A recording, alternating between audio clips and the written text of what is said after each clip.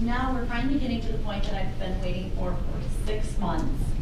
I saw Andrew Pryfogle back in October when I was in San Francisco, and I sat in this room of about 800 people thinking, this would be a great guy. What an opportunity if we could bring him to West Michigan and have people hear him talk to our group.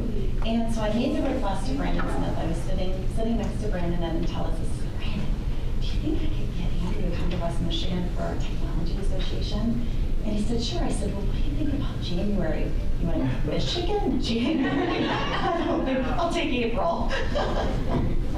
So I did dial up the weather a little bit today. I put in that request, so it's not 22 degrees here. That was yesterday morning. It's a little cold. But when we finally got the approval, it was just like so thrilled. I've been telling them that I've told the group all these months that we're going to have one of the top 10 cloud minds in the nation here. This is amazing. And he's really funny. So, he's just a brilliant individual. I know that you'll find this very entertaining. He's been in cloud, in transformation, and just anything cloud for over 25 years. And if that doesn't state just his breadth of knowledge, I don't know what will, but I'd really like to bring up Andrew Pryfogle from Intelisys, who is the Senior Vice President of Cloud Transformation. Andrew, come on up.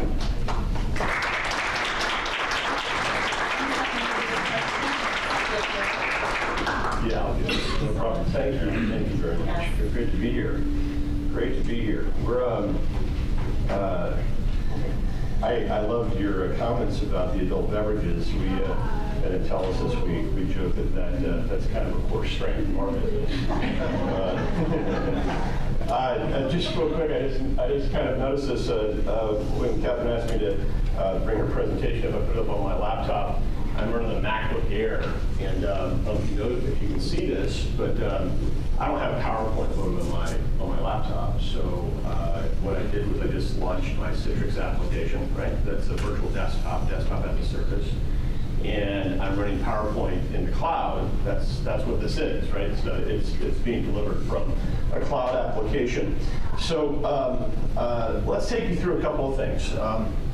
I'm thrilled to be here. We drove in from Chicago this morning, so it's a bit of a long haul. But Brandon was a good driver, and I got to take a nap, so I was pleased with that.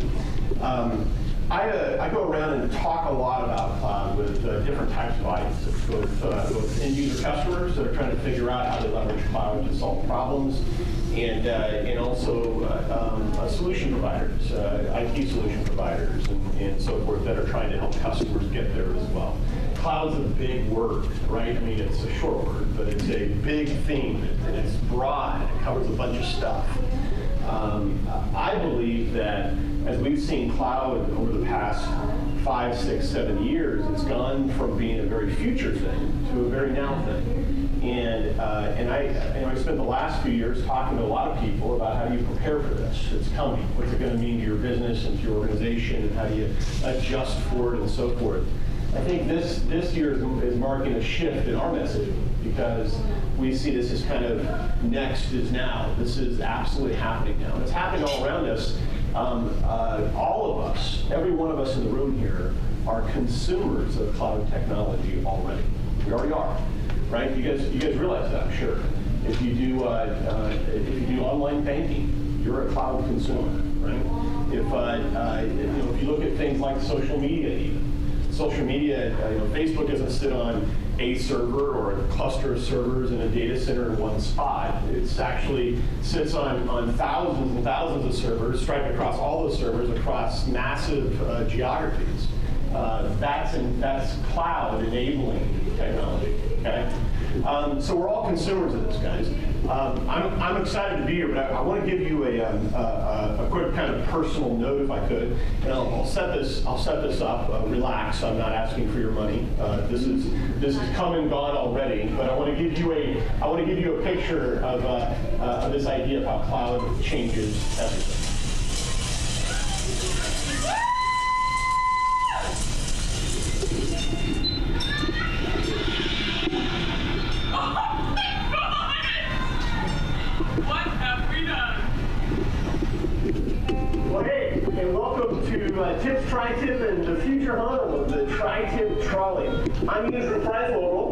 I'm Susie Pryfogle. And we're the crazy people that came up with this big idea. We've been doing farmers markets here in Sonoma for the past year. We did 26 Tuesday nights in a row. And what was really cool about that is so many of you came, I mean, in mass. We sold out 26 Tuesday nights in a row, which was awesome. And we created this really cool fan base in the Sonoma Valley. But what was also hard about it is many of you would show up in our booth at like a 7:45 p.m. and we'd be sold out already, and you would have missed out on having that sando, and we hated to turn you away. We'd be sold out. You've been sold out for about 30 minutes at least. And we kept thinking about how do we solve that problem? How do we make it possible when we can do this on a daily basis? Oh, you hear that sizzle? That's a beautiful sound, isn't it?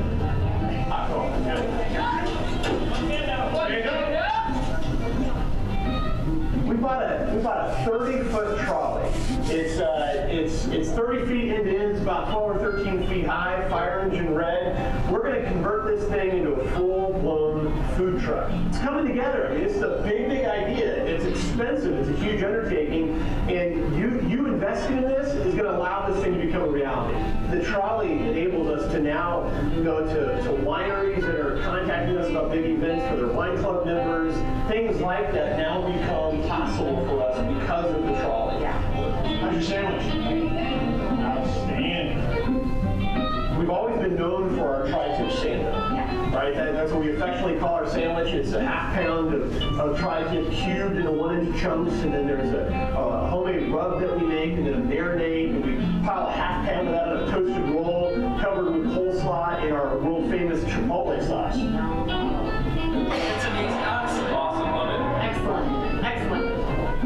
So we're raising $20,000 for this in this Kickstarter campaign. It's a huge undertaking, and even if you don't have a lot of money or you're not in a position to put a bunch into this, that's okay. Every dollar helps.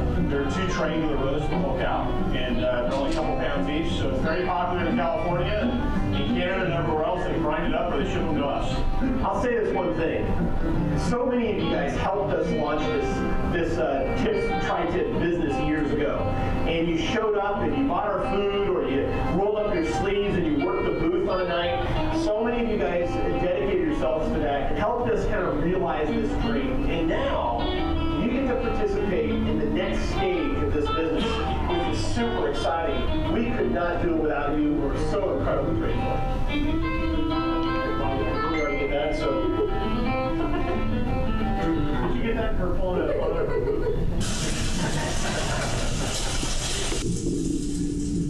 Yeah, we all have hobbies and habits. That's mine. I love to cook, and my wife is actually home now running this business. That's what she does. But we took a 30-foot trolley and converted it into a food truck. It's kind of a cool thing. So what's the tie-in here, guys? I mean, a food truck and cloud. How does that kind of work together? Think about this real quick. Cloud for us in this food truck enabled us to do some really cool things. Crowdsourcing, that's one of the ways we raised this money, through a platform called Kickstarter. I'm sure many of you guys know about Kickstarter. We raised 133% of our goal on Kickstarter, and that was the video that we used to kind of spread that word, right? Again, Kickstarter it's a website, sure, but it's really a platform that is used all over the world, raising hundreds of millions of dollars for small businesses and for entrepreneurs all over the world. And it's a platform that is striped across thousands and thousands of servers across many countries. That's only possible in the cloud, right? Where our point of sale system that we're deploying is all cloud-based. All cloud-based. We're using a company called Rebel Systems for that. If you've heard of them, it's their point of sale works on an iPad. And what's important about it is there is no server installed on site at all. It works over the wireless network over 3G or 4G because we're mobile. Obviously, we don't cables don't stretch that far. So we have all of our data stored at Rebel Systems in their cloud, and we're able to access it from any device at any time from anywhere. And so I can literally go on later today and see a real-time snapshot of what's happening in that business. That's cloud enabling a small business, right? That's what cloud is doing, guys. It's changing everything that we do as business owners, as entrepreneurs, as users. It's changing everything about our businesses. So why is that? Let's look at some reasons as to what's driving this whole cloud adoption. There's a bunch of things going on around this, but why now? I mean, what is it about now that's making this thing such a hot topic? The technology innovations are definitely changing the game. If we look at things like grid computing and virtualization, those are the things that are really at the core of all of this. The idea of grid computing is what I just described, really around whether it's Kickstarter or Facebook, the fact that I don't just access a machine's processing power, right? I'm actually able to harness the power of thousands of machines all simultaneously. That's what grid computing allows. Virtualization allows me to take what used to be lots and lots of physical hardware and now virtualize into very few pieces of hardware. And now I can not only do that at your office with your servers and your data closet, right? But I can also do that as a provider in the cloud, virtualizing all of my infrastructure. And that's a massive reason why this is all changing. Perhaps the biggest reason, in my opinion, though, is broadband. This is always kind of fun. Who here remembers? Well, let's scan this. Who remembers a 28.8 modem? Anybody? Yeah, a few of you. You don't remember 28.8 modem? That's right. I was screaming fast. Right? How about 14.4? Yeah, remember those? Yeah. Let's go all the way to who had a 1200 baud modem? Anybody? I had one of those. Yeah, a few hands. We're all aging ourselves now. Bandwidth has changed dramatically, hasn't it? And if you think about how bandwidth is one of the biggest enablers of cloud, it used to be that computing was all centralized. Remember those days? You had large mainframes that were in a different location, right? Not in your office necessarily. Could have been down the hall, but oftentimes it was in a different location. And that's where all the big computing processing power was. That's where everything happened. At the edge, as a user, we had these terminals that were kind of amber color screen, and right, and you type in key commands, and this is how you would do computing. The reason why that is because you couldn't have that much computing processing power pushed across the wire, a 1200 baud modem, right? To you, it would never ever function, so it wasn't practical. Then as applications started to get more feature rich, more graphic intensive, they had to figure out, how do I take that computing power, that processing that needs to happen now, and put that at the edge, and therefore we came up with a PC, right? And for years and years, we've always had everything done locally because it had to be done locally. Our broadband speeds weren't fast enough to put that processing power elsewhere. What's interesting is it's now come full circle, right? And it's now come full circle. I have a 20-year-old daughter, and if I asked her what speed internet connection she has, right? She would say, well, I mean, I don't understand. What's a meg? I don't get it. I don't understand what a meg. What do you mean a meg? Or you have a meg to the? No, don't they come like in 20 and 50 meg chunks now, right? I mean, this is kind of the expectation, right? I have a 50 meg Comcast cable connection in my home office. 50 megs, right? We have a fiber connection from Comcast in our corporate office in Petaluma, and we can do 100 meg upload and download, right, across that connection at a remarkably affordable price. Bandwidth is completely changing the game, and it's enabling all of us to now park our applications elsewhere in the cloud, in somebody else's network, right?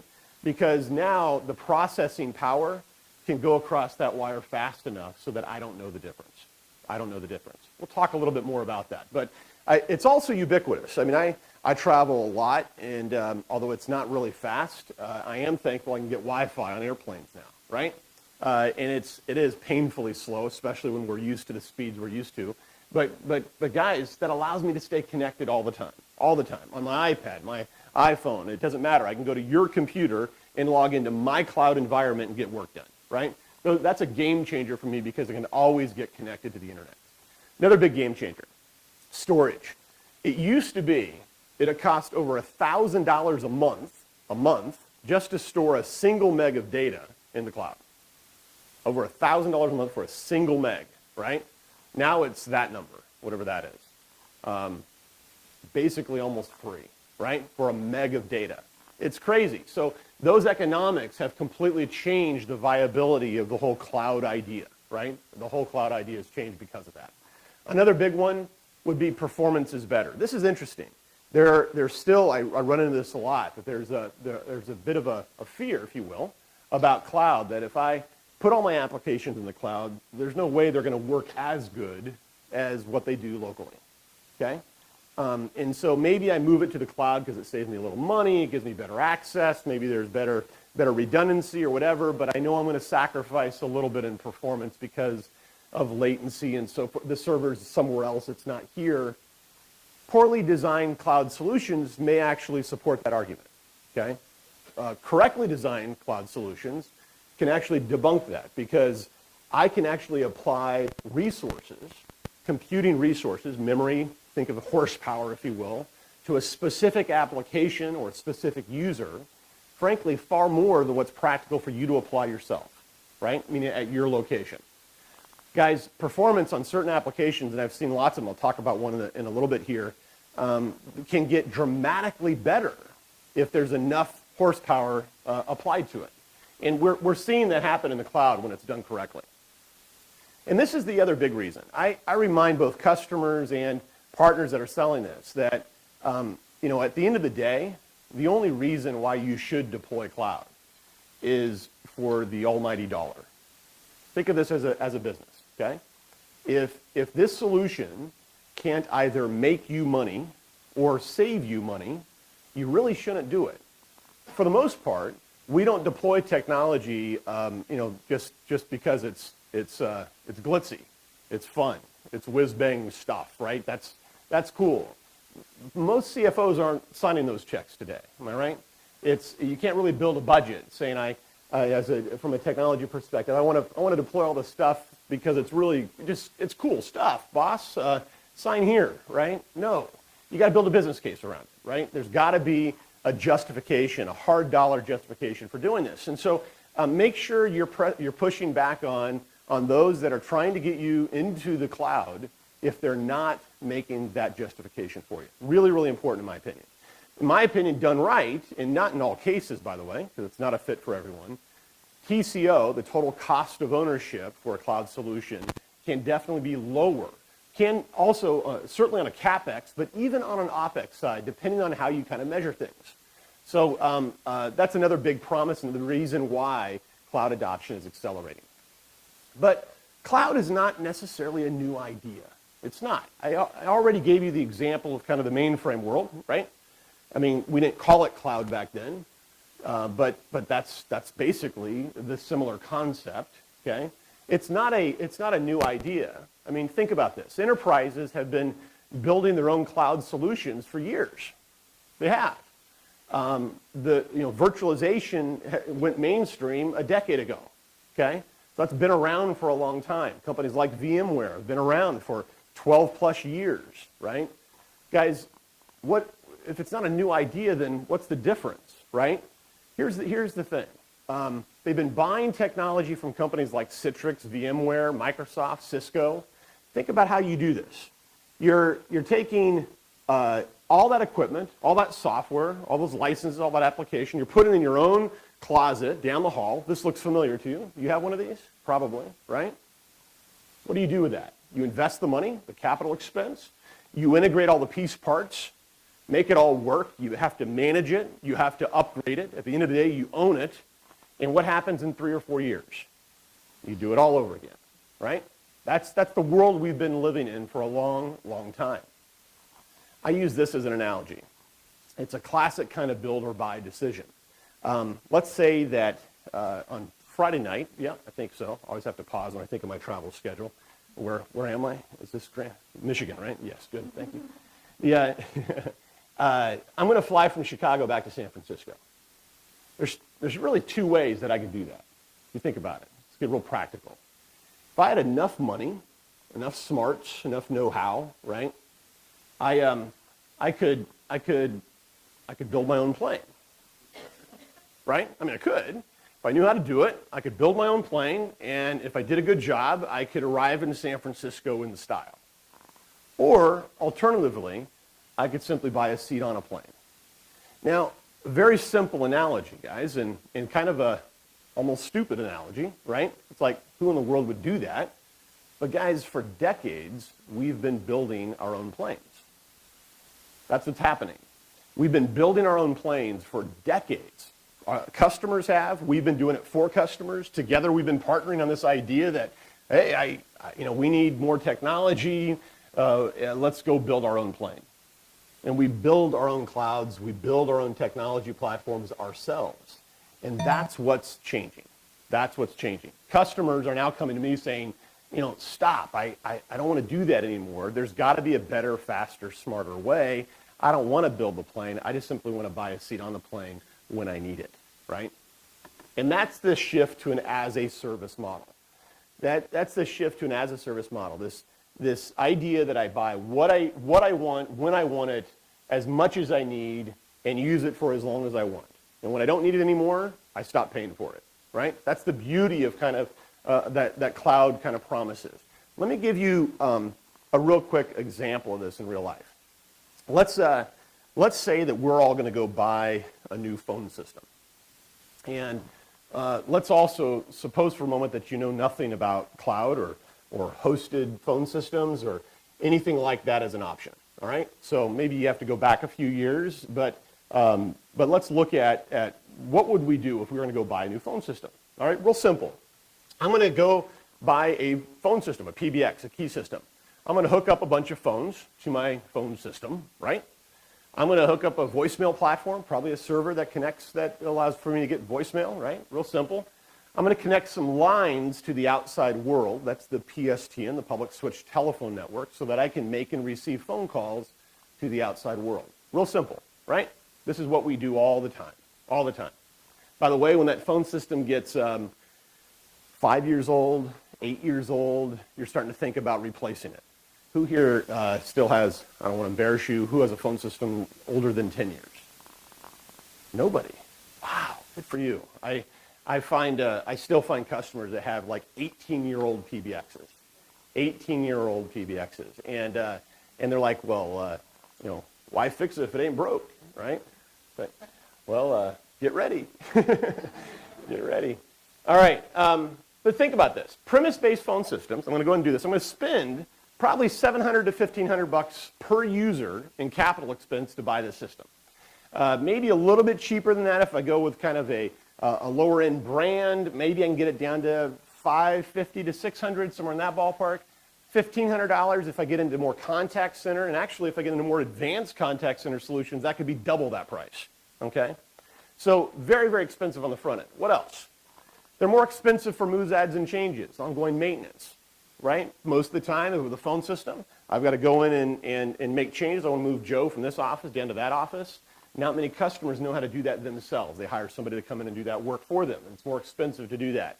Software upgrades required for new features typically require more dollars, right? So, it's like buying a new car. The day I drive it off the lot, it's lost some value. And 6 months later, if I want to add more intelligence to the car I bought 6 months ago, that's a really expensive proposition. Same thing with the PBX. A year now down the road or 2 years down the road, if I want to add more features, more functionality, I have to invest in more software, right? What else? Here's the key. All the system intelligence, guys, sits here. You understand that? All the system intelligence sits at that location. So what happens in the situation where all my lines get cut? Joe Backhoe comes along, he doesn't discriminate, digs up the street, and all my lines get cut, and I'm down. What happens? What happens? Your callers have a bit of a problem, right? They get either a fast busy signal or worse yet, a disconnected recording. That happens when all the intelligence is at your location, okay? Let's look at this as another alternative. Let's look at a hosted alternative, okay? Now, what's really important about this, guys, is, and you're probably already making this connection, we're talking about hosted PBX in this example. Replace the word PBX and put server. Replace that, put storage. Replace that, put a contact center or an application or a desktop or whatever it might be, right? When I put it in the cloud, it changes everything. So now I'm going to get instead a router and a switch, and I'm going to hook up some IP phones. I'm going to connect over either a private or public connection, hopefully private. That's kind of my preference. Not always, though. I'm going to connect that to a data center. And in that data center, I'm going to have a soft switch that emulates all the features of a PBX or a key system, right? Has all the intelligence there. I have it hooked up to a unified messaging platform so that I can get my email, with voicemail all integrated together. I'm going to have that data center interconnect directly to the public switch telephone network so that I can make and receive phone calls to the outside world. Let's look at the comparisons of this real quick. Typically, your hosted VoIP solution requires far, far less in capital expense. Typically far less than $300 a user, and in fact, there are options out there now that have literally a zero CapEx model. Zero startup costs, and you can have a brand new phone system in the cloud, right?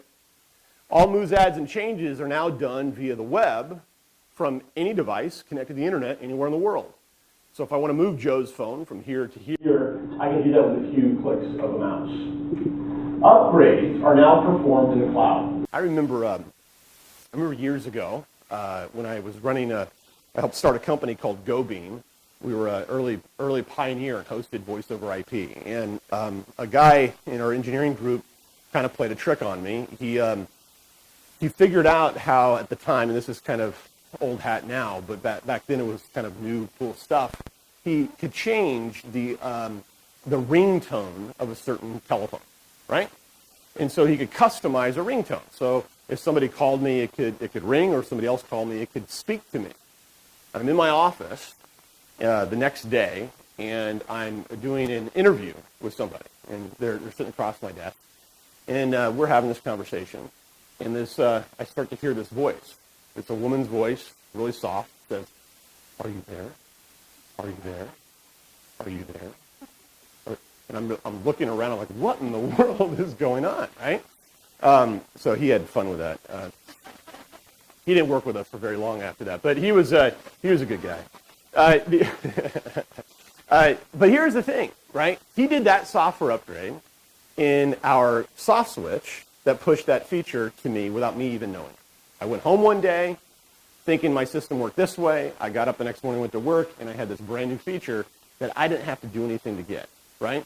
That illustrates lots of things that are happening around innovation in the cloud, where applications are being upgraded in the cloud and pushed to customers very, very easily. And so it's constantly refreshing itself. That's one of the beauties of this, right? Constantly refreshing itself. So here's the other kicker. All the system intelligence now sits in the cloud, right? That's where the system intelligence is. That's where the brain is. So let's talk about Joe Bacco again. He comes along and digs up the street just like he did before. He just keeps doing this. It's driving us nuts. What happens now to the system? Here, instead of callers not being able to reach me, worst case scenario, they hit my auto attendant, they hear my company, they get to my voicemail, right? But I can also reroute that phone call to any other phone number anywhere in the world instantaneously. So I can set up the system to say, if you can't reach me at any time, automatically forward these calls to my other office or to my cell phone or to my home phone or whatever, right?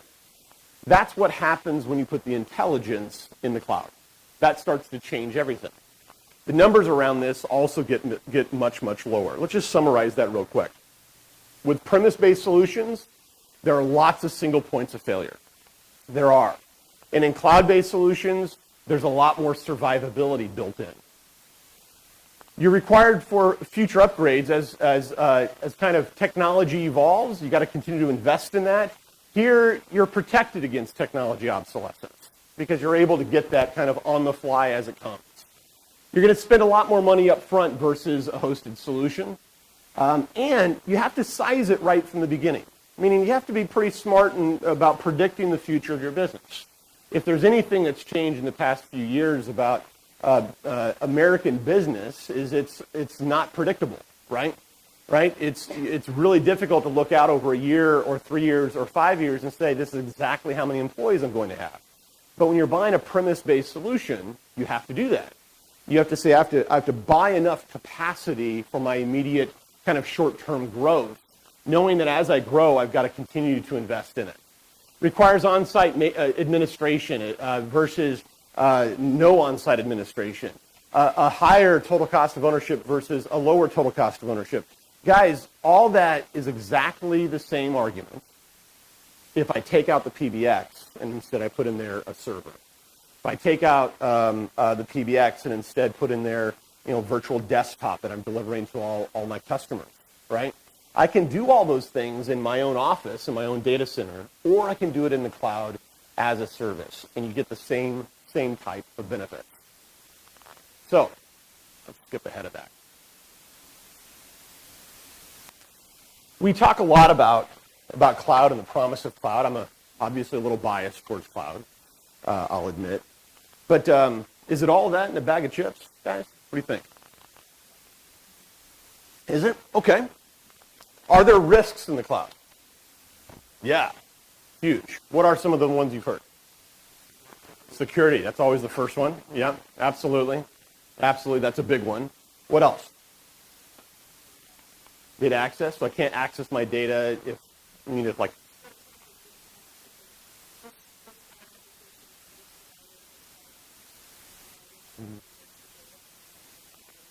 Ah, okay, interesting. All right, cool. What other risks? Accessibility.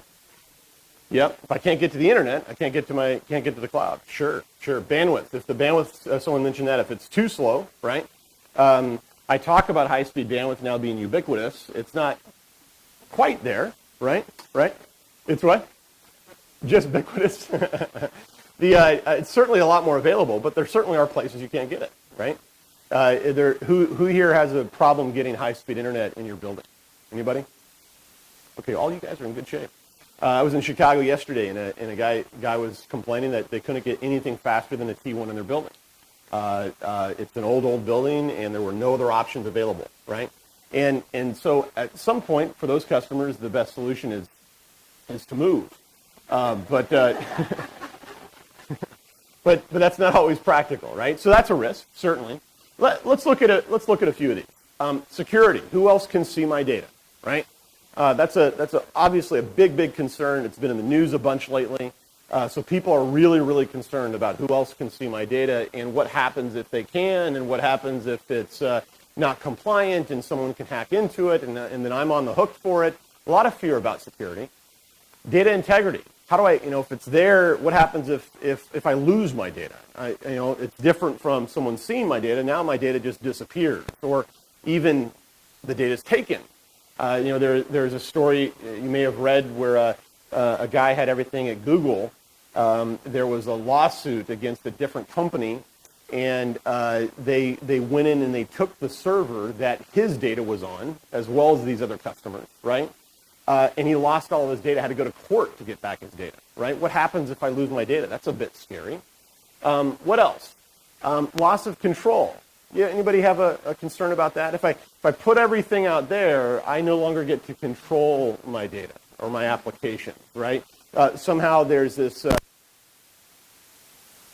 wall that I can go, for me, I would go just look at it, see the blinking lights, and feel maybe a little better about it. If I'm unhappy with it, I could kick it. But I don't know how to fix it, right? But I still have the sense that maybe if it's here, I have better control. No one can walk off with it. Hopefully not, although that's happened, right? So in the cloud, do I give up that control? Another risk, reliability. What if the network goes down? How do I get to my data, my applications, if the cloud is down, right? Real fair question, guys, and a real risk. And then application performance and speed. If all my applications are there, will they perform more slowly than what I'm used to? And am I going to lose productivity because of that? Here's what I would tell you about all these, guys. Every one of these are very legitimate and real risks to the cloud. Very legitimate concerns. In fact, if you're not concerned about any of those, I'd ask you to think more seriously about what the risks are to your business if something like that happens. Okay? These are very real risks. I run into customers all the time that have been bitten hard by one of these issues we just talked about. Bottom line is a poorly designed and implemented cloud solution will heighten those risks. It'll heighten them. So I have a dinner a couple weeks ago with a CIO of a Fortune 50 company. Fortune 50. He is one of, I think, 18 CIOs in the company. So there's lots of chiefs running around this company. I think they all, I don't know, what does the CIO report to if there's another CIO? A chief to a chief? Or I couldn't understand that. But in his division, he's responsible for all research and development for this big, big company. You'd know them well. And the amount of intellectual property that they have on their servers and in their data store is enormous, and it's incalculable, right? I mean, the value of this is huge, far, far more valuable than their entire IT budget as a company. They actually are in the process now, as a company, kind of a corporate mandate, to move all their data to Amazon Web Services, all of it, right? They want to put all their applications at AWS. And he's running into this challenge saying, okay, that might work, for these groups over here in our company, but we can't put this stuff there because AWS can't get me comfortable enough with their security policies. And he's had them out to their offices, and they actually have real people. I don't know if you knew that, but if you're a Fortune 50 company, you can actually meet with Amazon Web Services. If you're a 500 employee company, you don't actually get to do that. But they had them out to their offices, all their highly paid engineers on whiteboards for days, trying to figure out how do they check the box efficiently for this company to allay their concerns about security. They could not. They could not. All right. So he's now thinking of, how do I go to the cloud? Because I want to. I want to go to the cloud. It makes sense for my business to go to the cloud. I want to get out of the hardware business. I don't want my people managing hardware anymore. I want them focused on strategic stuff, not mundane IT break-fix stuff. So I want to get out of the hardware business. How do I move to the cloud without sacrificing security? And there are ways to do it. There are ways to do it. So we're actually helping a Fortune 50 company do exactly that today. Isn't that crazy? So there is a right way. And I'm a big believer. I love the Amazon story. I'm really grateful for what they've done. I mean, it's fascinating, isn't it? I still, it's on kind of my bucket list as kind of a bit of a technology geek. I want to meet the guy that walked into the meeting at Amazon and said, I've got this great idea. We've got all these servers for our retail business online, right, that sit idle every single night. And there's enormous amount of computing power on all these servers. And they just sit idle. I think we can package that up and rent space on our servers for other people that need kind of on-demand computing power. And they all looked at each other and said, we sell shoes and TVs and anything else you want to buy from Amazon. We could do that. And they built a company around it, right? I love that. I love that. But one of the challenges that we've also found with Amazon is that it is on demand. It's breathable. That's awesome. That's great, meaning I can use what I want and then turn it down when I don't need it, and that's fantastic. We find that it's really, really good for test dev environments, right? Where I've designed an application, I spin it up on servers up at Amazon or a Rackspace or other companies that are doing something similar.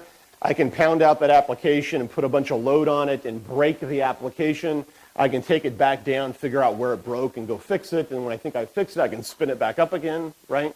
Those are advantages of something like a public cloud environment. But when I get to a full production load, your production business is not necessarily that spiky. Your production business is we work through the day. We work all the time, right? Our people need to be able to work at a steady pace. It's not nearly as bursty, if you will. And when I apply my production business to their very bursty kind of design for bursty traffic, their pricing model, right? Suddenly my prices go through the roof. It gets really, really expensive on that kind of a platform. Not to mention all the security risks and some highly publicized issues they've had with uptime in certain instances.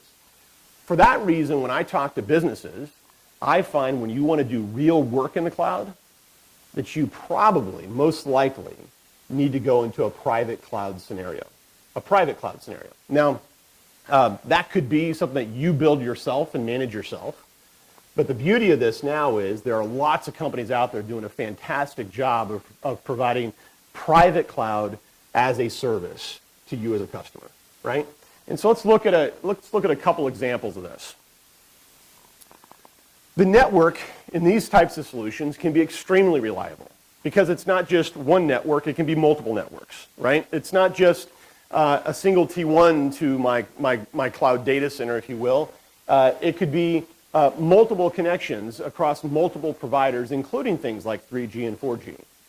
I can design in that kind of redundancy into the network so I can think through what happens in the case of Joe Backhoe, right? And how do my people still reach those key applications? Every core network component can be redundant, right? Here's the other thing. I can also get diverse access, even out of buildings and across geographies to that data center, and I can connect even multiple data centers that house the same exact data, right? So again, designing this around issues that could happen around downtime outages that are kind of out of your control. Let's look at another one. Performance can be better. I mentioned this earlier. We have a customer in New York that's an architectural firm. What application do architects use to design buildings? Anybody know? CAD? CAD? Anybody know the next kind of generation of AutoCAD? What's that? SolidWorks? I'm not familiar with that one. Yeah, 3D modeling. Okay, great. So the one I know is Revit. Revit is Autodesk is the designer of that application. There are others out there. I'm not familiar with that one. Thank you.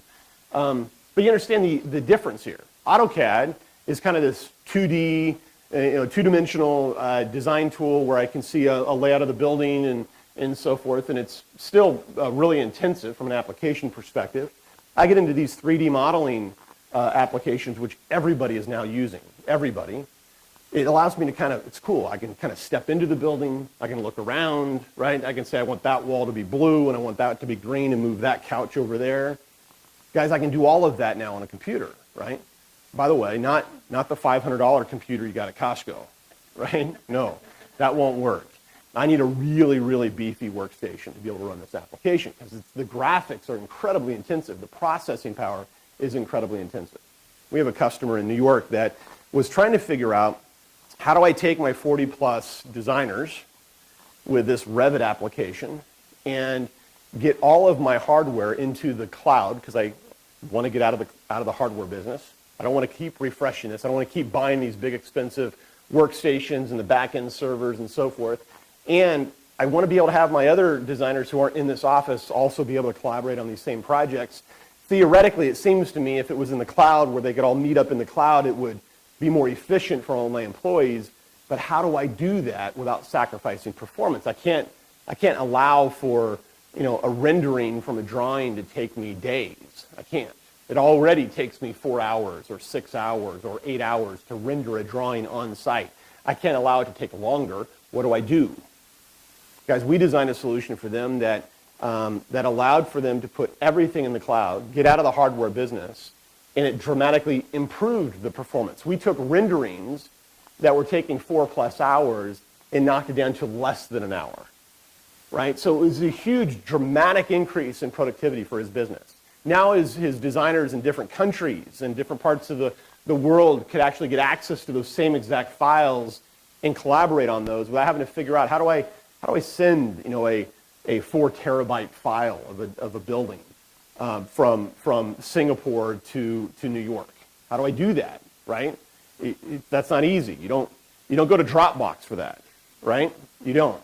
So having it all in the cloud where they can go and meet in the cloud and do that kind of collaboration in real time was critically important. Performance absolutely can be better if it's designed right. And there's a lot of due diligence that goes into that, right? There's a lot. There's figuring out who are your employees that have more graphic intensive applications. The marketing person that's using Adobe Creative Suite is different from the finance person that just spends their life in spreadsheets, right?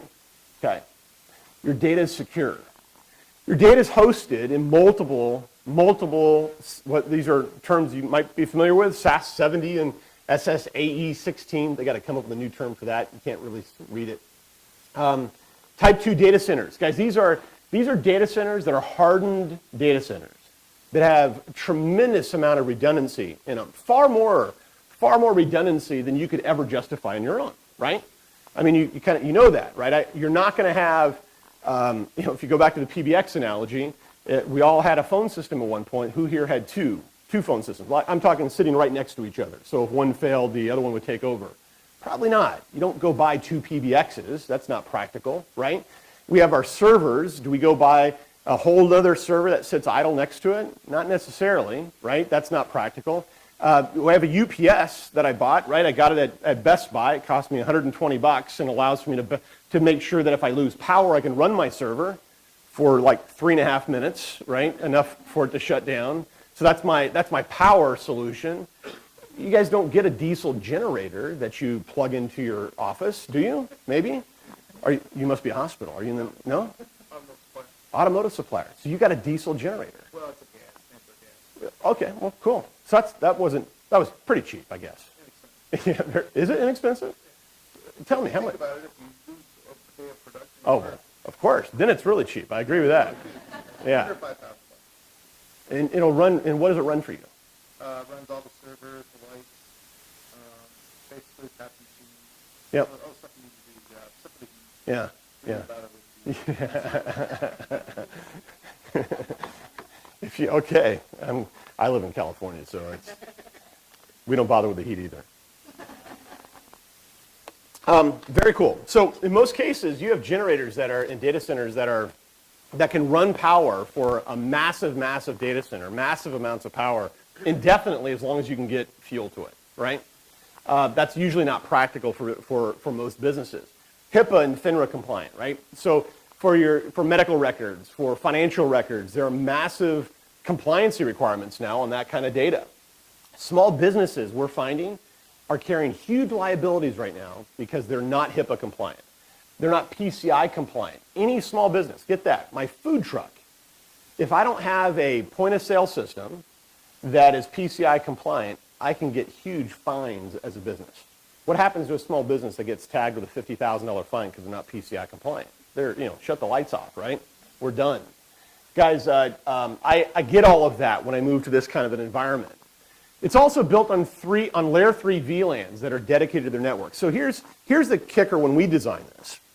Not to get too technical, and we can chat about it offline if you'd like to go deeper on it, but the idea that I can build a VLAN for a customer that stretches, in essence, from their server on their local area network across the wire, either public or private, into my data center, into server and storage in a network that is actually shared by multiple customers, but is completely firewalled for you specifically across your own dedicated VLAN, right? That stretches end to end. And I can absolutely lock that down from a security perspective. Stateful firewalls with intrusion detection and threat monitoring and so forth that somebody else is managing. The amount of threats that are out there now are unbelievable, and it happens every single day. And if you're with a provider, I guarantee you that provider gets hit with those threats every single day. The good ones shield you from that completely, meaning they're getting hit and you just keep doing business. It doesn't affect you. If you don't think through that, and if you're with a provider that doesn't quite have the expertise to manage that, then that filters down to your business in a big and painful way, all right? On a regular basis, by the way. Your data is protected. It's backed up every single day. It's replicated in real time. We have a really important requirement of every company that we do business with where they have geographic redundancy. Don't just show me the level of redundancy you have in your one data center, the in by X redundancy, that's great. But if that data center, disappeared tomorrow, where would my data be, right? Show me that your replication strategy to another data center that's not down the street, but I'm talking across a state line or across the country. So multiple data centers that are geographically redundant is a real critical thing when you start to protect your data. Control and visibility increase. So I've been using virtual desktop for quite a while. Dale, you're with what company? Viking. What's your role there, Dale? I'm a controller. Oh, outstanding. This is going to work perfect for my story. Thank you, Dale. Yeah, you're leaving Viking, by the way. All right. Are you with? Did you? He's fired. Okay, so you fired him. Excellent. I just hired him. All right. So I have a small business, and I'm going to have you now be my CFO. Okay. This is going to work out really well. I'm excited. I'm in California, by the way. You're in Michigan, right? And we're talking on the phone. and I just hired you to run my finances. First thing I'm going to do is say, Dale, let me get you set up. I'm on my computer. I go in. I say, let me see, it's D Mansk. Would that work, D Mansk at Intelisys.com? And they're going to set up a password for you. I'm going to give you access to these applications. Or you're going to have access to the Office suite, and I'll click on those. I'm going to give you access to my financial server and into the directories that only you have access to. My other guys don't. Directories, just you and me, right? And then, there might be SAP or Oracle or other things that I'm going to give you access to. I'm going to click through that. I'm going to hit a button. And it's going to get published for you. And then I'm going to say, Dale, go to this website. Download this little client, right? Pop in the credentials I just gave you. You type in your credentials, and boom, up comes on your computer a virtual desktop image of everything I just published for you. Your email's set up, your directories are set up, everything is set up just like you're an employee of mine, right? And literally that whole process can take 5 minutes. How cool is that? That's what we do today. Okay, that's what we do today. And I've been doing that for 4 years now in that kind of environment. Very, very cool stuff. Think about a question I didn't ask him. Did I ask him what kind of computer he has? I don't really care, Dale. And it's not my problem. That's your computer, right? There you go. All right. Did you win that today? Yeah. Outstanding. All right. So you're going to use that. God bless you, man. I don't need to know that, right? I don't need to know that. You can use that device. You can use your iPad. You can use a Mac or a PC. It doesn't matter. You can now bring your own device into my environment, right? And the environment that I just published back to you, that virtual environment I just published back to you, is completely secure, completely locked down. I really should have checked your references, though. And if I'd called Cindy, she might have told me, right? But I didn't, and you just sounded like a good guy, so I trusted you, and now we're 3 months later. And you're stealing all my money, and now I'm going to fire you, right? So I go to fire Dale. How do I fire Dale, right? I log into the environment, I lock you out of the environment, and I have all of my data, right? All of my data, and you now have zero access to any of it. Guys, think of how secure that is. A more practical issue. You lose a laptop. There was a study done by Intel 2 years ago that estimated what does it cost a typical business if a laptop is stolen? What's the cost of typical business? What do you think the number was? $10,000. Wow, for a laptop? What do you think? Higher? It's the data. $58,000 is what they estimated it costs a typical business. And by the way, if it's the CEO's laptop, it could be several times higher than that, right? Several times higher than that. Guys, if I lost my laptop, I love my laptop. This MacBook Air is really cool, right? It's lightweight, it boots up quick. I like my laptop. So if I lost my laptop, I'd be pissed off if I'm being honest, right? Sure, right? It'd be frustrating for me, but I wouldn't have lost any of my data. I'd just go get another one, log right in, and boom, I'm back up and running. My iPhone, same thing. My iPad, same thing, right? I'm protected because my data is somewhere where I can't lose the data. Guys, that is an enormous advantage to what we're talking about. I can get access to this from anything, from anywhere, and the control and visibility is dramatically better than what I have in traditional IT. Because how do we normally hire Dale, right? You come into the office, I hand you your laptop. It's not new, Dale. This has been used a few times.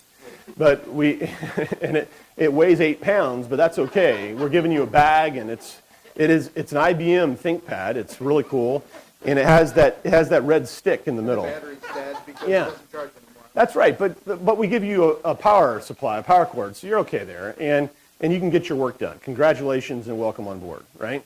And those are typically how we're doing this. Guys, millennials, you know what those are? I have one, she's 20, right? You're a millennial, I can tell. Millennials are changing everything about how we conduct our business. They're saying right now that in less than 10 years, millennials, those are people born in 80s and 90s, really, okay? In less than 10 years, they will account for over half of the work population. Over half. my daughter, if I handed her that laptop I was just describing, would just look at me like I was, a Martian, right? It's like, what is this? I don't work like that, right? She'd be more happy working on her iPhone all the time. And frankly, if I could give her the tools to do the job for her to work on her iPhone all the time, great, go for it, right? That's what's changing about everything that we do. People expect to compute differently, all right? And cloud is enabling that with not any sacrifice in control or visibility. Guys, you can really eliminate those real risks if you're designing and deploying the right kind of cloud solution. Absolutely. Think through it. It's careful. Don't take it lightly. And make sure that whoever you're talking to that's kind of helping you as a trusted advisor through this process is able to show you how they've kind of checked those boxes, right? Think through those. So, how are we seeing customers benefiting from this? We're seeing some really kind of cool things. These are all real examples. We had a customer that took 200 plus servers. We virtualized all those servers, moved 100% of the servers and the applications to the cloud, all the storage and everything, and we reduced the total cost of ownership, get that, $1.2 million in 3 years, right? That's an enormous change for that business. The backstory behind that is I had an IT director who met with me at a company of about 1,200 employees. They were in the commercial real estate business, and they had I think it was somewhere around $7 billion of commercial holdings all over the world. And he said to me, here is our strategic IT plan. We're at 1,200 employees today, and in the next 3 years, we're going out of business. So right now, what we're going to do is we're going to fire everybody in the company, except like 10 people. We're going to go from 1,200 people to 10 people, all right? This is a really interesting meeting. And I'm thinking, wow, I'm going to really make a lot of money on this. I'm not sure how yet, but I'm going to listen closely. And 1,200 people to 10 people. The problem is we know when we do that, we're going to get sued by everybody, right? And so we have to keep all of our data. We can't just shut off our servers. We have to keep all of our data, all of our applications, all of our infrastructure in some fashion. But we don't want to have to pay an IT group anymore to manage it. So we want to move it all to the cloud, get rid of all the people, and have you guys run everything for us. Can you do that? Well, yeah, sure. It's going to be expensive. They're like, that's okay. That's okay. We're ready to spend the money. And that's what they did. And next month, they're going dark completely 3 years later, right? But that's what that allowed for them to do. For that business, they were shutting down the company, but they weren't going to sell the assets off yet because commercial real estate was in the tank. And they wanted 3 years for commercial real estate to come back and try to recover some of their investment, right? Every business is different. You might be moving to this kind of environment for a whole different set of reasons. I hope so, by the way. I really hope so. But that's one thing that we did. Here's another one. A company that was adding a bunch of locations all over the country, and they had a bunch of different types of phone systems. They were able to standardize on one cloud telephony platform, one cloud-hosted VoIP platform, and because of that, because it was now cookie cutter, they were able to open up a lot more offices far more rapidly than what they could do before, right? That's what cloud is enabling for that company, is much more rapid and predictable expansion. A contact center. We used to call them call centers, but now it's different. Who here has a business that has a call center or a contact center? Yeah, a few. Cool. They're changing now, right? And we as consumers are driving this. When I need to talk with a company for a customer service issue or to buy something, if I want to talk to somebody, my preference is I want to chat with them, right? I don't have to figure out what Bob is saying, right? If he's not based here, I can just type what I want and I can hear back quickly. I like that. So contact centers have to figure out how to take chat and build that into their queues, right? To build that into the reporting and their visibility. I can do the same thing on mobile or on Facebook and social media. I can take all these different touch points, email, all these different touch points with customers and figure out how I build them in now into a contact center. Imagine now with that level of control and visibility that a business has, what if the brains of that contact center is at a customer location and Joe Backhoe comes along again? right? Wow, talk about how disruptive that is. Contact centers, the brains of contact centers absolutely belong in the cloud. And we're seeing a massive adoption around that right now. Here was a multinational company. It allowed for them to explode in growth much, much faster at a dramatically lower capital expense because they put their contact center in the cloud. Here's another one, a complete implementation of a LAN-WAN infrastructure for a customer that included managed Wi-Fi. And our Cisco friends in the room, this was a Meraki deal, right? So Meraki has a controller that is 100% cloud-based. The beauty of that is that typically if I have multiple access points that connect a campus like this, they all have to be controlled by a device that sits here that allows for you to move from that access point to that access point, allows for you to turn on more power on this access point and less power on this one, and kind of manages the network locally.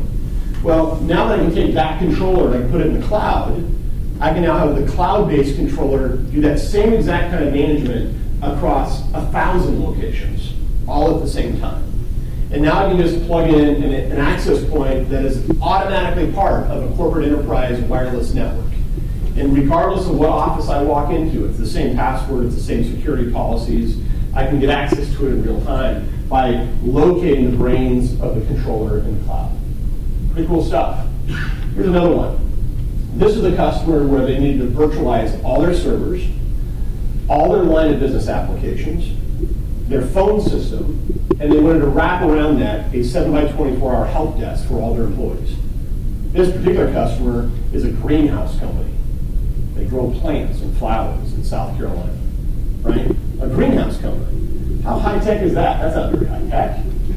Oh yeah, it is. And they also take pictures of every single flower and plant that they sell, and they store those on servers so that salespeople that go into Home Depot can show on an iPad what's growing today, right? And how do I do that with massive amounts of files and massive amounts of compute as a greenhouse, right? Crazy. That's a customer that has over 600 employees that now has 100% of their infrastructure in the cloud. That's what cloud is enabling for that kind of a business. So key benefits, just in summary. I'd love to get some of your questions. The CapEx turns into OpEx, and more customers that we're finding are embracing that idea from a finance perspective. I don't want to continue to capitalize everything every 3, 4, 5 years. If it can be an operating expense and be a predictable one, I much prefer that from an accounting perspective, right? So I can know ahead of time and more easily budget what my technology spend is going to be. Because you don't always get to predict when a server is going to fail. Or when that PBX that is 8 years old decides I'm done, right? Or 18 years old decides I'm done. It results in a lower total cost of ownership if it's done right. And if it doesn't, either make you money or save you money, you really shouldn't be doing it, in my opinion, okay? You can give up the headaches of managing IT without losing the control that so many of us require. In fact, IT can now focus on strategic stuff. Any IT managers in the room, people that run IT for a company? Yeah, a couple. So you probably love that part of your job, right? The break-fix part of your job? So I never meet IT people that say, gosh, I bounce out of bed every single morning looking forward to administering an Exchange server or an Active Directory server, right? No. Studies have shown that IT managers spend less than 20% of their time on strategic stuff. Over 80% of their time on tactical break-fix stuff, right? That's what's happening. And they don't like that. Is that frustrating for an IT manager? Because you're always asked, how are we going to leverage technology, Joe, for our strategy going forward as a business? And you're like, I don't know. Get out of the way. I got to fix your computer, right? That's what we end up spending our time doing. Cloud is enabling IT people to get back to turning IT into a strategic asset for a business. That's what's happening, and it's a massive shift. It enables you to do what you do best, which is your business. Your business, whether it be, you said auto parts, right? That's your business. It enables you guys to focus on that, right? A law firm in the practice of law, an accounting firm in the practice of showing me how much money I owe. Good Lord. Whatever it might be, you practice your business. You don't have to also be an IT expert. That's the beauty of cloud. That's what cloud is enabling. And if it's done right, it can be a first-class experience that allows for you to rest more easily, for sure. Guys, that's my presentation. I hope that was insightful. And if you have any questions, I'd love to field them. Any questions? Yeah.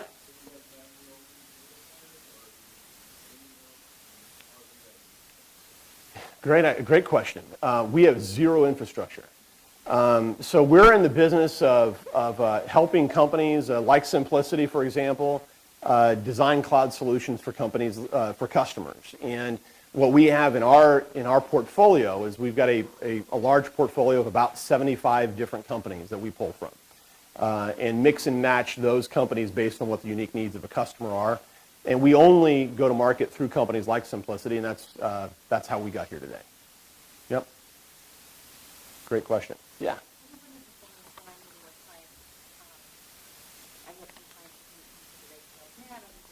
Yeah. The control thing is really interesting. They do feel like I need to see it to touch it. Right. They also feel if it goes to the cloud that they're not going to need it. But from my perspective, they need it more because they're the guardians of the data. Yeah. Oh, yeah. It's a hard thing for them to shift away from us. The service not taking something like that. It's not true. Right. Right. And if I virtualize all your infrastructure to the cloud, and then I take care of things like I assure for you that the uptime and the performance, the availability, right, of your applications, I then give you the keys back and say, there's your virtualized kingdom, you get to run it, right? A lot of IT people see that as a very freeing thing. They no longer have to worry about kind of managing the infrastructure and figuring out what they have to buy next. They get to figure out how to leverage that highly available and high performance technology to solve real problems for their business, right? So I think certainly, are there cases where there are businesses that decide to move everything to the cloud so they can eliminate IT staff? Yeah, that happens. But I'm finding more and more companies are figuring out how to repurpose those into roles that actually generate income for that business, which is far more important. Yep. Yeah. Is there a price point at which a small business needs to have X amount of whatever in order to make it viable to go to the cloud? Or Yeah. It's $10. That's right. If you're spending more than $10, I would tell you, for me personally, and I have kind of unique insight on it. My wife is running this food truck, for example. She has 3 employees, and she's at a lot of part-timers as well, but really 3 employees in the business. For her, it didn't make sense to go buy software to run that business, right? She uses Basecamp as a project management platform that's cloud-based, right? She uses Google Apps for spreadsheets and Word documents and that kind of stuff. All those applications. She uses QuickBooks Online for her financial package, right? So there's a small business. You have the SMB, the small medium business. She's more of an IBB. That'd be the itty bitty business. But those small companies are embracing cloud because it makes so much more sense. Her storage is there. All her backups are there. All her pictures are there. That makes a lot more sense than deploying premise-based technology. But as you grow up that business, you start to get into other applications that Google Apps is not going to do for me, right? And so as I grow that, guys, I'm finding, if you asked me that same question 2-3 years ago, I would tell you that companies over 500 to 1,000 employees and up are better off running this themselves. It may be a cloud, but it's your own cloud, and it's your own data center, and you manage it yourself. And you even do things like virtual desktop, but you're deploying virtual desktop for your 3,000 employees because it's much easier to publish desktops to my employees that way. But I'm spending millions of dollars to do that, right? Even that is changing, as I mentioned with the Fortune 50 company. So we're finding companies of all sizes are figuring out different ways to leverage cloud. And it may not be an all or nothing thing. That's another really important point, right? It doesn't have to be a wholesale move to the cloud. It may be certain applications. It may be certain data. It may be public-facing things that you want to have and you're okay having in kind of a public cloud environment, and everything else you want locked down in your own office. And it may have a lot to do with mobility. A lot of people have remote workers now that interface much, much differently, need access to data much differently. So it's really a custom solution. That's what we're finding is Probably every deal we do is a very, very custom solution based on your needs. Yep. Yeah. I think that when I buy like a private cloud, I set up my VMware with my flash server. Yeah. I know how much that's going to cost, and maybe just some additional stuff that I need to buy. But when I throw it up in the cloud, I kind of don't know how much it costs. I have to wait for the person to use that to really know what the details. Yeah. And have you done that? Have you put some stuff in the cloud in that kind of a model? Yeah. The we have a customer today that started out their relationship with Amazon, a marketing guy 3 years ago, turned up his first virtual server on Amazon with a credit card, right? $100 a month, $200 a month, something like that, right? It was chump change, no big deal. Their bill today with Amazon is over $200,000 a month for compute, right? And IT didn't even get a hold of that until it was north of $100,000. Meaning all this happened in their business with decision makers that weren't even part of IT. They just said, I can turn up this server, and this guy, I can turn up one here, and I need it for this application or this campaign. And that's how it kind of grew. It's like a weed. It gets really out of control fast. So that is a caution, and probably one I should add to that risk slide, right? I think there are definitely ways of designing it where you can have a very, very predictable, measurable cost, where you're going to know exactly what it's going to cost you. And you're going to be able to predict that out for 12 months, 18 months, 24 months, depending if your environment's not changing, right? If you got a pretty static environment, you can apply some science to this that gives you a very, very specific number. And Simplicity and others can help you do that, absolutely. Yep, you bet. Yes, sir. Well, it's a wide range, when you have large organizations, it's a wide range of documents. There's a lot of person that application may be hosted in the cloud, they live in that application, so they're perfectly fine with that. Yep. You get more to a desktop environment where a person does need to have several ad hoc things internally in the network, but still want to be able to host that either internally or in the cloud. You need to be able to start changing the culture of, I don't have my data with me, get carried back and forth. I don't work offline. I have to work online. Right. In a bubble that stays put stuff there. Yep. How do you sort of change that culture and start thinking about anytime you want to do something, you have to connect Yeah. to the cloud? Hire new people, right? That helps if you want to change it quickly. No, it is a big change. Our own business 2 years ago now, 70 employees at Intelisys in Petaluma. We're in the middle of the wine country, by the way. It's a beautiful place. Come visit. We moved everything to the cloud. We run servers locally, and we now have 100% of it to the cloud. Carol Beering's here. She's my peer on the sales operations side, runs all of sales ops for the company, and most of us work for her. What's your take on that? The adoption of our employees, as things were very different for many of them. Some did it well, some didn't.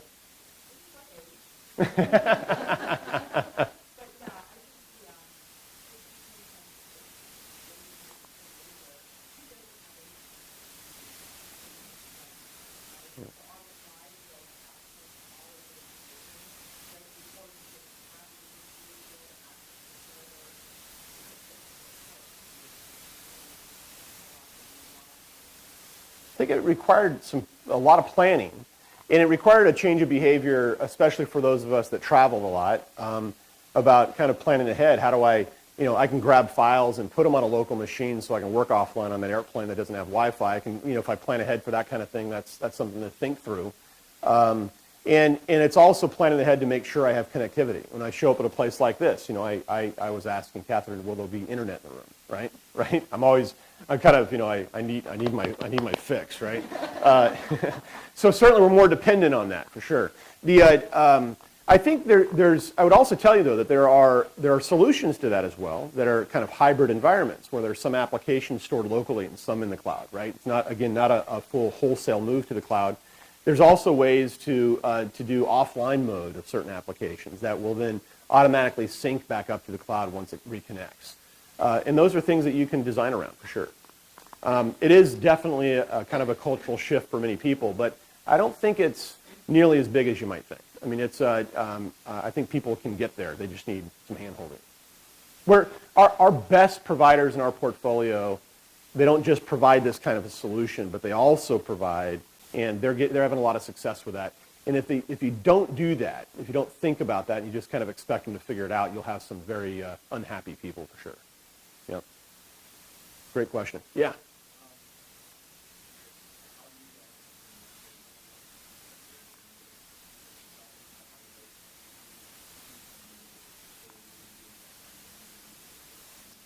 Yep. So, yeah. So we're part of this big thing called the channel in IT and in telecom, where most carriers, large carriers like an AT&T or a Sprint, or companies like XO or Windstream or CenturyLink, lots of cloud providers, they've kind of embraced this model of the channel where they allow partners like us and Simplicity to go sell to customers on behalf of them. And then they pay us a percentage, if you will, of the monthly recurring expenses around those services, right? And we have a revenue share with our partners around those. What's nice about it is customers get the benefit of kind of that agnostic, trusted advisor without paying more. In fact, in 99% of the time, you end up paying less for services through that model because you don't have a direct salesperson from a specific company forcing you into a product, right? And so our sales partners, we have 1,300 of them nationwide. That's all they do is they work on designing custom solutions for their clients based on their needs, whether it be cloud or carrier, any of those technology services requirements. Yep. Good. Other questions? Was this helpful? Excellent. Thanks for having me, guys. Great being here.